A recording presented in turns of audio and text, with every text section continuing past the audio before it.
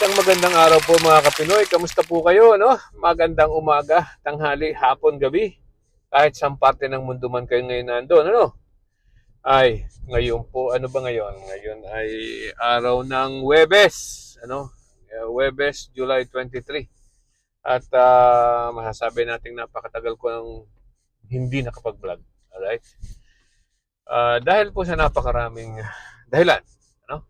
Mahigit siguro 3 buwan. Ang huli kong atang vlog ay tungkol pa dun sa pangyayari ng pagkatapos ng pagkakuha ni Alan Cayetano ng leadership ng Senate. After that, tumigil po muna tayo pansamantala. No? Pero ngayon po ay parang hindi ko mapigilan na hindi maglabas ng komento tungkol sa nangyayari diyan sa impeachment court. Ano? Lalong-lalo na po sa obvious na bias ng mga ilang senator judges na katulad nitong si Senator Padilla, ano, ng ating paboritong senador, napakatalinong senador, tungkol sa huli niyang banat noong day 9. Ano? Kung kailan sinabi niya na sinasabi niya ay sana daw ang prosecution, ang prosecution panel, ang ibig sabihin po ng prosecution panel ito pong mga naghabla, mga naghabla kay Sara Duterte, siya mga congressman, ay maging patas, at hindi daw po one-sided, ano? Sana po, sabi niya ay sana ang prosecution na hindi one-sided. Nung pong nabasa ko 'yon, pinanood ko ang kanyang ang videos nun, talaga pong nangyari nga. At medyo parang nahulog ito sa kinaupuan ko na nalaman ko yon.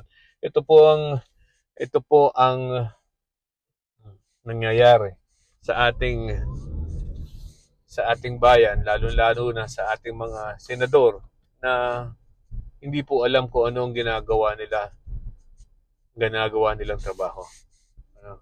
So, alam po natin, palagay ko alam ko ang pinanggagalingan ni Senator Judge Robin Padilla. Ito po ay tinatawag na dapat daw ang hustisya ay maging patas, maging patas at hindi dapat one-sided. Yan po ay para sa mga hustisya o sa judges. Alam nyo po, ang isang judge ay hindi lang dapat maging impartial o maging patas.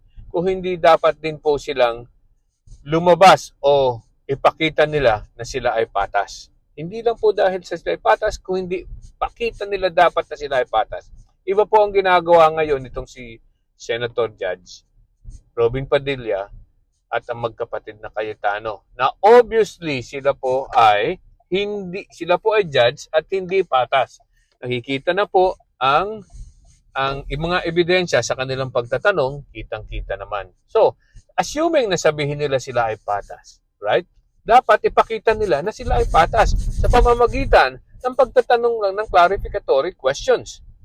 Hindi yung mga na tinutulungan nila ang depensa na makapasok yung mga tanong ng depensa na hindi nakapasok nung una. So, alam nyo po, ang mga judges talaga ay merong karapatang magtanong ng clarificatory questions. Hindi po yung mga tanong na sila ay nag-aabogasya para sila ay nag-aabogado para sa depensa.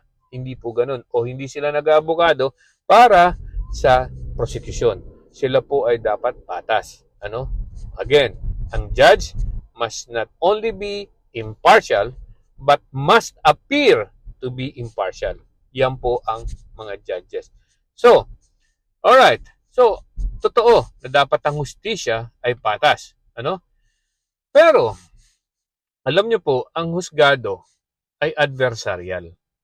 Ibig sabihin ng adversarial ay dalawang panig po yan. Na magkalaban. Ang prosecution na nagpupruweba na ang akusado ay nagkasala. Ano? At ang depensa naman po ay magpo-prove na hindi nagkasala ang kanilang kliyente. Ano? Ganun po ang nature ng husgado, no? So, trabaho ng prosecution na i-establish ang kanilang gustong i-prove. At ang depensa naman ay trabaho nila na sirain ang mga elemento ng gustong i-prove ng prosecution. Okay.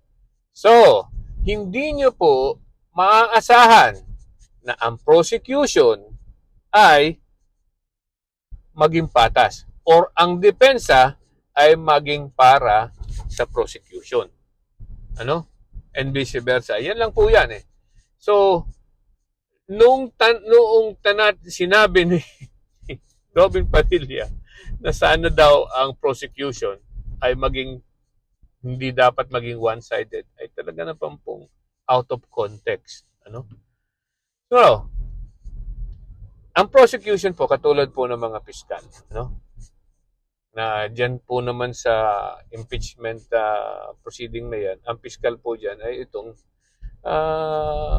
tinatawag nating mga congressman. No? Ang piskal po, during the preliminary investigation, dyan po nila tinitingnan kung dapat bang sampahan ng kaso ang inihahabla o ang respondent. Kaya nga po may preliminary investigation para alamin ng piskal at i-weigh ng piskal, timbangin kung dapat ituloy ang kaso o hindi. Pag sa tingin niya ay hindi dapat ituloy ang kaso, i-dismiss po ng piskal yan. So, wala ng kaso.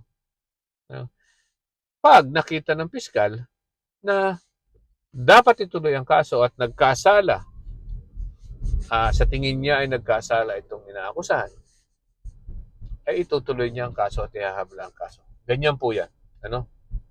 Yan po ay during preliminary investigation.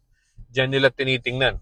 So, pag napatunayan niya na dapat ihabla, dadating po yan sa husgado. At sa husgado, lilitisin yan. Ididiin ang akusado. Ganyan din po diyan sa impeachment.